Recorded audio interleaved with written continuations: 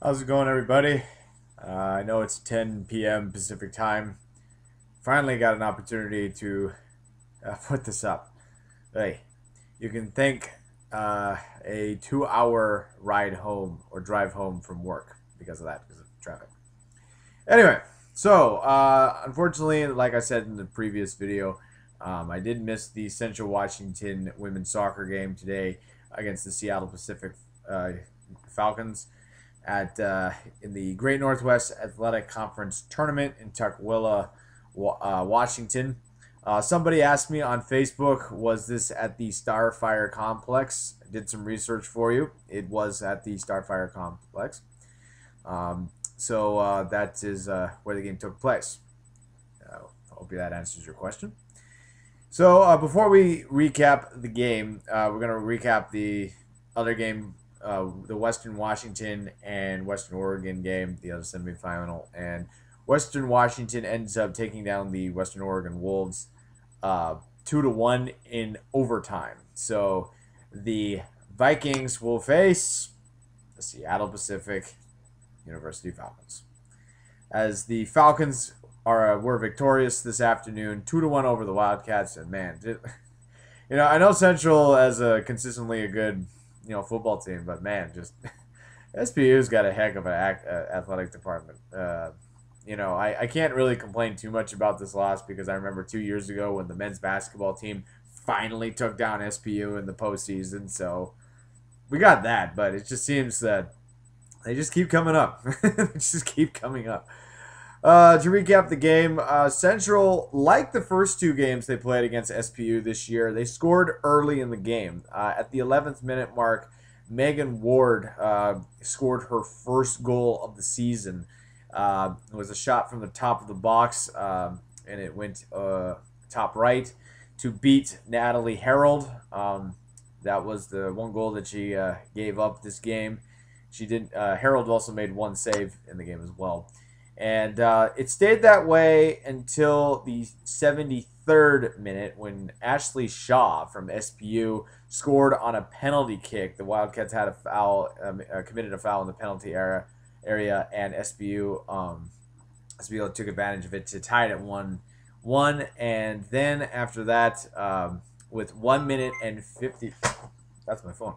With 1 minute and 51 seconds remaining in regulation, SBU scores on a corner kick. The ball was deflected off a CWU defender and into the net, and that turned out to be the game winner. Kayla Lipston, the goalkeeper for Central, allowed 2 goals. She did make 8 saves. A couple of other stats for you to recap this game. Shots by the period, Seattle Pacific outshot Central 14-4, including 11-2 in the second half. They outshot Central 3-2 in the first. Corner kicks, I talked about this in my preview.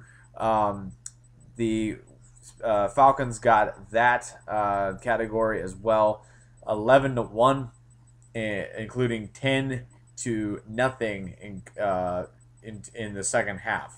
The Wildcats really went on the defensive side in the second half, according to the stats and also according to their press release. Saves by the period, Central did win that category 8-1.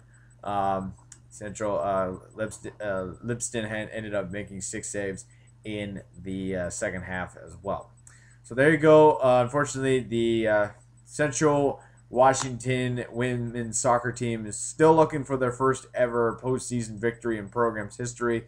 But congratulations them for making the postseason tournament for the first time since 1997, long ago.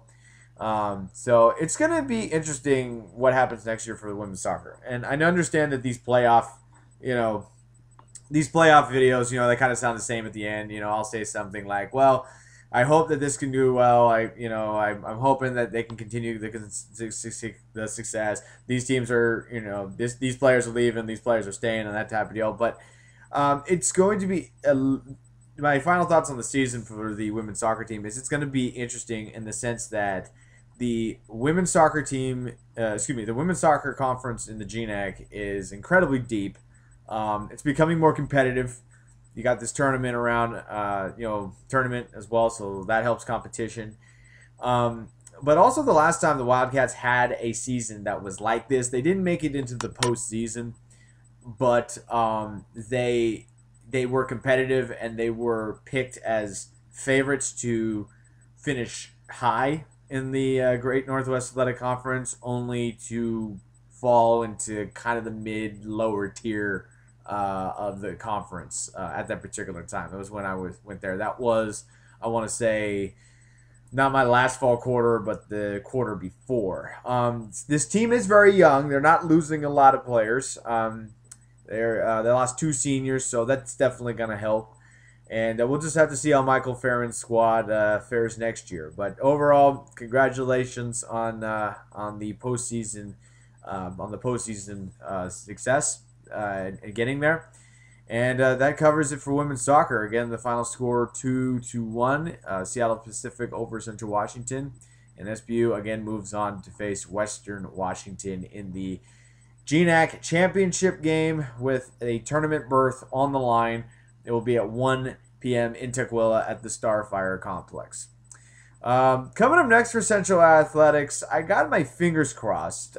We might be talking some volleyball again like we were last year at this time with the Wildcat volleyball team got off to a great start and then kind of hit a bump at the road, and now they're starting to crawl back into the playoff picture a little bit. So we should know if they're going to make it relatively soon because the regular season for volleyball is starting to wind down a little bit. So, but hopefully we'll be talking some volleyball, and I definitely will give you my thoughts on the football team at the end of the season. They got 2 games left.